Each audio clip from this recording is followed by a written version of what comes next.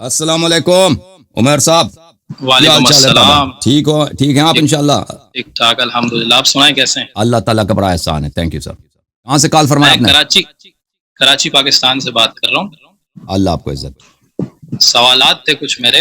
ویسے جی بولیں۔ اگر اپنے بارے میں بتاؤں تو گھرانہ میرا ایک بریلوی مسلک سے تعلق رکھتے ہیں ہم لوگ، جی سر۔ لیکن میں اپنا بتاؤں تو اصل معنوں میں جو اہل سنت ہوتے ہیں نا، جی جی جیسے آپ بولتے ہیں کہ اصل اہل سنت تو ہم ہیں، بالکل بالکل، تو ماشاء اللہ، اصل معنوں میں اہل سنت اب میں ہو چکا ہوں۔ اور الحمد وجہ اس کی، ویسے خود بھی میں سیکنڈ ایئر کے بعد سے تحقیق کر رہا تھا، یہ چیزیں دیکھتا رہتا تھا، شوق تھا مجھے کافی زیادہ۔ جی جی تو پھر آہستہ آہستہ آپ جانتے ہوں گے مفتی فضل ہمدرد کو، ان کو سننا شروع کیا تھا، صحیح تو ادھر سے کافی رہنمائی ملی اور مسلک حق کو پہچان لیا۔ صحیح ماشاء ابھی کچھ سوالات ہیں، سوال جی سر، کوئی بول۔ شیعہ سنی معاملے میں ہو سکتے ہیں کہ وہ آپ کو لگے کہ میں تنقید کر رہا ہوں، لیکن مقصد میرا پہچاننا یا تحقیق ہے، تو کیا حق کیا ہے جی وہ مجھے مل جائے، یعنی بسم تنقید اللہ میرا بسم قدر اللہ، مقصد نہیں ہے۔ کوئی بات نہیں، تنقید ہم ویلکم کرتے ہیں، تنقید کو بسم اللہ کریں۔ اچھا، پہلا سوال جو ہے وہ اس سے ریلیٹڈ ہے کہ میں آپ کی ویڈیوز دیکھ رہا ہوتا ہوں، آپ بولتے ہیں کہ جو شیعہ ہے نا، یا جو اہل تشیع سے تعلق رکھتے ہیں، کامیاب یا سرخرو روز قیامت صرف وہ ہوں گے، جی ایسا ہی ہے؟ جی جی بالکل۔ تو میں دو سینیریو دکھاتا ہوں آپ کو، یا بتاتا ہوں کہ ایک بندہ ہے وہ اہل تسنن میں پیدا ہوا ہے، اور ایک ہے وہ اہل تشیع میں پیدا ہوا، دونوں کوئی تحقیق نہیں کرتے، دونوں ایک ہی شو میں کھڑے ہوئے ہیں بالکل، یعنی دونوں کی جو کنڈیشن ہے وہ سیم ہے، دونوں تحقیق بالکل نہیں کر رہے، مگر خلوص نیت کے ساتھ اللہ کو فالو کرتے ہیں، یعنی اللہ کے احکامات کو فالو کرتے ہیں، جو ان تک پہنچا ان کو فالو کرتے ہیں۔ تو دونوں، ایک سیکنڈ، یہ مجھے کال آ رہی ہے، میں ذرا کاٹ لوں، جی جی سوری۔ تو دونوں بالکل یعنی اللہ کو خلوص نیت کے ساتھ فالو کرتے ہیں، تحقیق بھی دونوں نے نہیں کی، تو یہ دونوں بالکل ایک جگہ پہ کھڑے ہیں۔ بس ایک پیدا ہو گیا اہل تشیع مسلک میں، وہ سرخرو ہو جائے گا، بالکل کامروا، یعنی بڑا اس کا مقام ہوگا، لیکن جو اہل تسنن میں پیدا ہوا ہے وہ ہو سکتا ہے جنت میں چلے جائے، میں نے آپ کی ویڈیوز جو دیکھی تھی آپ یہ بول رہے تھے، لیکن وہ مقام اس کو نہیں ملا۔ اللہ کی جو صفت ہے عدل کی، وہ تھوڑی سی کمپرومائز نہیں ہو رہی یہاں پہ۔ تو میرے بھائی عرض یہ ہے کہ جو شخص شیعہ گھرانے میں پیدا ہوتا ہے یا جو مسلمان گھرانے میں پیدا ہوتا ہے، وہ سن تکلیف پہنچنے کے بعد وہ یا تو تکذیب کرتا ہے یا تصدیق کرتا ہے، ٹھیک ہے نا، یہ تو اس کی چوائس ہے، ٹھیک ہے، وہ شیعہ گھرانے میں پیدا ہوا ہے، لیکن اللہ نے اس کو عقل بھی دی ہے، وہ انکار بھی کر سکتا ہے، ٹھوکر بھی مار سکتا ہے، جیسے بہت سارے لوگ کرتے ہیں، مسلمان نوجوان دین کو چھوڑ کر عیسائی بنتے ہیں یا ایتھیسٹ بنتے ہیں، بہت سارے لوگ بنتے ہیں۔ تو جو لوگ دیکھیں، ایک شخص بچہ ہے جو ایمان پہ مر جاتا ہے تو اللہ تعالیٰ اس کے والدین کی وجہ سے اس کو جنت میں داخل کر لیتا ہے، لیکن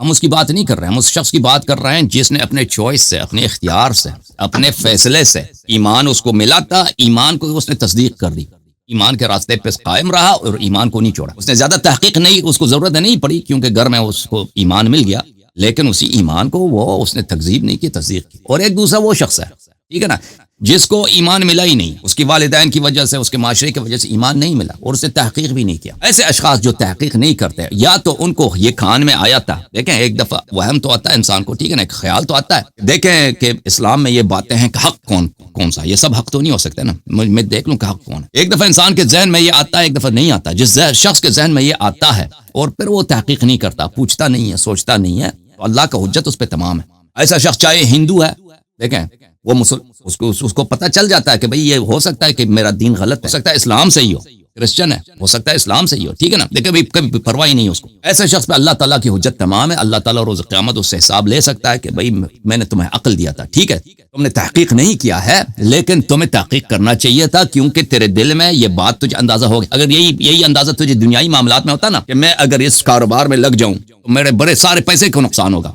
تو تم ایک منٹ بھی بغیر تحقیق کے نہیں بیٹھتے، لیکن میرے دین کے معاملے میں تو نے کوئی تحقیق نہیں، تو ایسے پہ تو حجت تمام ہے۔ لیکن ایک ایسا شخص ہے جس کو خیال ہی نہیں آتا، ٹھیک ہے نا، اس کو کبھی فکر ہی نہیں ہوتا، اتنا سادہ بھولا بالا آدمی ہے، جیسے ہماری بہت ساری بہنیں گاؤں میں رہتی ہیں یا مثلا شہر میں بھی رہتی ہیں، ان کا کام ہی کیا ہے زندگی میں، برتن دھو لو، کپڑے دھو لو، صبح سے شام تک بچوں کا خیال کرو،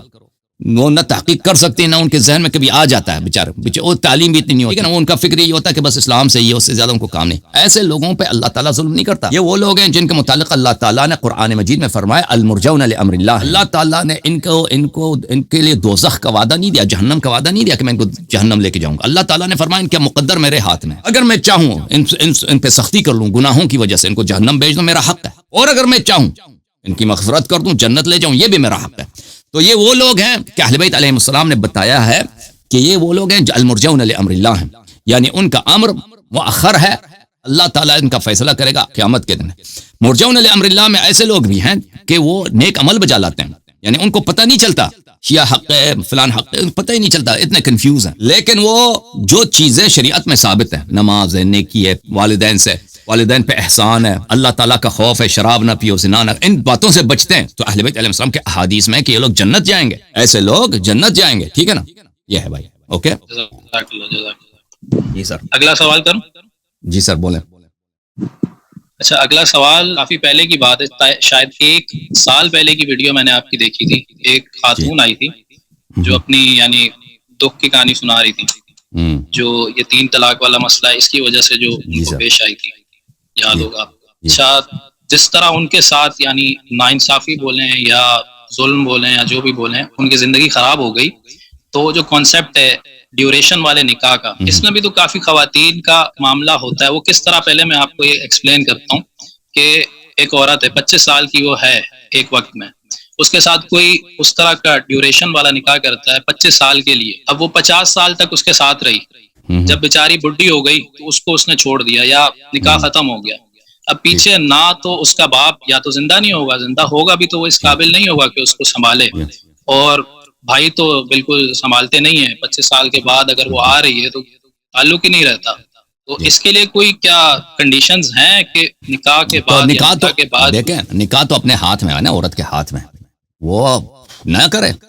بھائی۔ دیکھیں، جب وہ نکاح کرتی ہے، کوئی عورت 25 سال کی ہے، وہ کسی مرد کے ساتھ صرف 20 سال 25 سال کے لیے وہ متعہ کرتی ہے، لازمی بات ہے اس کا کوئی مفاد ہوگا نا، ایسے تو نہیں کرتی کوئی عورت، وہ پیسے والا آدمی ہے، وہ گاڑی لے کے دے گا، گھر لے کے دے گا، کچھ تو منفعت ہوگا نا، پاگل تو نہیں ہے عورت۔ اگر پاگل عورت ہے تو نکاح باطل ہے، اگر عورت بیوقوف ہے اتنی کہ اس کو اپنی مصلحت کا نہیں پتا،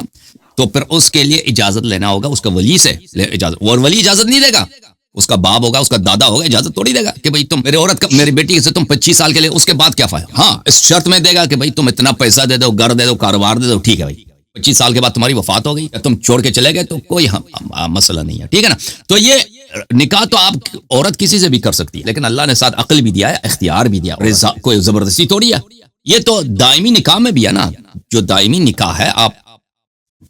پرماننٹ نکاح کر دیں کسی عورت کے ساتھ، 10 سال کے بعد طلاق دے دو بھائی، طلاق تو ہو سکتا ہے نا۔ یہ بات مرد چھوڑ کے جا سکتا ہے، مرد چھوڑ کے جا سکتا ہے، یہ صرف متعہ میں نہیں ہے، یہ پرماننٹ نکاح میں بھی ہے۔ 5 سال کے بعد، 2 سال، 1 سال کے بعد، کتنے لوگ ہیں بھائی، کتنے عورتیں ہیں دنیا میں بھائی، اور شوہر نے 6 مہینے نکاح کے بعد غائب ہو گیا بھائی، نہ فون کا جواب دیتا ہے، نہ پیسے بیچتا ہے، کچھ بھی نہیں، پتہ ہی نہیں کہاں چلا گیا۔ بعض تو یہ ہوتے ہیں کہ بچے بھی اٹھا کے لے کے جاتے ہیں، شادی کرتے ہیں، 2 بچے پیدا ہوتے ہیں، بچوں کو بھی اپنے ساتھ غائب کر دیتے ہیں۔ عورت جو ایک ماں ہے بھائی، وہ تڑپ ساری زندگی تڑپے گی کہ میرے بچے کہاں گئے، ٹھیک ہے نا؟ وہ تو پرماننٹ نکاح میں بھی ہوتا ہے۔ یہ لوگ جو مس یوز کرتے ہیں، یعنی غلط فائدہ اٹھاتے ہیں نکاح کا، چاہے نکاح متعہ ہو چاہے عقد دائم ہو، اس میں متعہ کا قصور نہیں ہے یا نکاح کا قصور نہیں ہے، یہ لوگوں کے کردار کا قصور ہے۔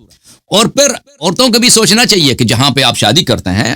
تو ایسی جگہ شادی کر لیں کہ بھائی کوئی، ٹھیک ہے، آدمی کبھی انسان دیکھیں جب شادی کرتے ہیں تو یہ کوئی گارنٹی نہیں ہوتی کہ کبھی کتنا بھی آپ کسی شخص کو اچھی طرح سے پہچان لینا، گارنٹی نہیں ہوتی کہ وہ بدل نہیں جائے گا، وہ آپ کے ساتھ غداری نہیں کرے گا۔ لیکن بہت دفعہ ہوتا ہے کہ انسان مثلا دینداری دیکھے کہ آدمی کتنا دیندار ہے، اس کے خاندان والے کتنے دیندار ہیں، یہ لوگ فراڈی ہیں، فریب کار ہیں، نہیں ہیں، تو اس سے کافی اندازہ ہو جاتا ہے، ٹھیک ہے نا؟ اگر اس طرح بے احتیاطی نہ کرے تو ان باتوں کا کافی حد تک پریونشن ہو سکتی ہے۔ جی سر۔ اچھا، آخری سوال میں آپ سے کرتا ہوں، جی، وہ یہ ہے کہ جو کائنات کی خلقت ہوئی ہے، کائنات بنائی ہے کمپلیٹ اللہ نے، یا یہ پورا جو سٹیج کریٹ کیا ہے حضرت آدم علیہ السلام سے لے کے آخری جو قیامت آئے گی اور اس کے بعد جنت اور دوزخ کے فیصلے تک، اس سب کا یعنی اس کے پیچھے مقصد کیا تھا، یا اللہ کو کیا ضرورت تھی اس کی؟ ایک تو ہے اللہ نے خلق کی پنجتن پاک کے لیے، یہ بھی ایک کانسیپٹ ملتا ہے، میں یہ نہیں پوچھ رہا، میں یہ کہہ رہا ہوں کہ پنجتن پاک کو بھی کس لیے بنایا، یا اللہ کا اس کے پیچھے کیا مقصد تھا، کیا ضرورت پڑی اللہ کو؟ مجھے ابھی اس کے کوئی حدیث اتنے واضح طور پہ نہیں ملی ہے کہ کیوں اللہ نے کیا، ٹھیک ہے نا؟ اللہ تعالیٰ نے اہل بیت علیہ السلام کو کیوں خلق کیا ہے، یہ علماء کے کلام ملتے ہیں، علماء اس کی جسٹیفیکیشن کے لیے، مثلا کہ فلان ان کی باتیں شاید اچھی بھی لگے انسان کو، لیکن ان کی باتوں میں کوئی حجیت نہیں ہے۔ اس طرح واضح طور پر کہ حدیث میں ہو، لیکن وما خلقت الجن والانس الا ليعبدون، کہ جن و انس کو میں نے صرف عبادت کے لیے خلق کیا، اور پر عبادت کے لیے کیوں خلق کیا ہے، یعنی اس کی وجہ کیا ہے؟ تو ابھی میں نے احادیث میں مجھے کچھ نظر نہیں آیا ہے، ہو سکتا ہے احادیث میں ایکسپلین ہو، مجھے نظر نہیں آیا۔ تو دنیا میں بہت ساری چیزیں ہمیں نہیں معلوم، ٹھیک ہے نا، دنیا میں بہت ساری چیزیں ہیں ہمیں نہیں معلوم، لیکن ہمیں معلوم ہے کہ اللہ تعالیٰ بہت حکیم ہے، اللہ تعالیٰ بہت رحیم، اللہ تعالیٰ کے ہر فعل میں حکمت جو ہے، حکمت کے پہلو نہیں ہے، حکمت کے سمندروں کے سمندروں کے سمندروں کے سمندروں کے سمندروں کے سمندر ہیں، انسان کبھی ان کے عمق تک نہیں پہنچتا، اتنا حکمت ہوتا ہے اللہ تعالیٰ کے فعل میں۔ تو اس میں حکمت تو بہت ہوگا، رحمت کے جوانب بہت ہوں گے، ٹھیک ہے نا۔ اللہ تعالیٰ نے ہمیں یہ قابل سمجھا ہے کہ ہم آ جائیں اس دنیا میں، اس کا نام لے لیں اور اس کا قرب حاصل کریں، اس کی طاعت کریں، اس کی تصدیق کریں، اور پھر ایک چھوٹے عرصے کے اس کے بعد وہ ہمیں ہمیشہ کے لیے جنت میں لے کے جائے گا، جہاں پہ ہم ہمیشہ ڈریم لائف، ڈریم سے بھی زیادہ لذات میں رہیں گے۔ تو یہ تو بڑا احسان کیا اللہ نے، ٹھیک ہے نا، جو بنایا ہے ہمیں بڑا احسان کیا اللہ، ہمیں شکر ادا کرنا چاہیے اللہ تعالیٰ کا کہ اللہ تعالیٰ نے ہمیں یہ لائق سمجھا اور ہمیں خلق فرمایا۔ اچھا آخری ریکویسٹ ہے، سوال تو بس جی، سوال بہت آتے رہتے ہیں لیکن ٹائم ضائع ہوگا آپ کا بھی۔ آخری ریکویسٹ یہ ہے کہ جیسے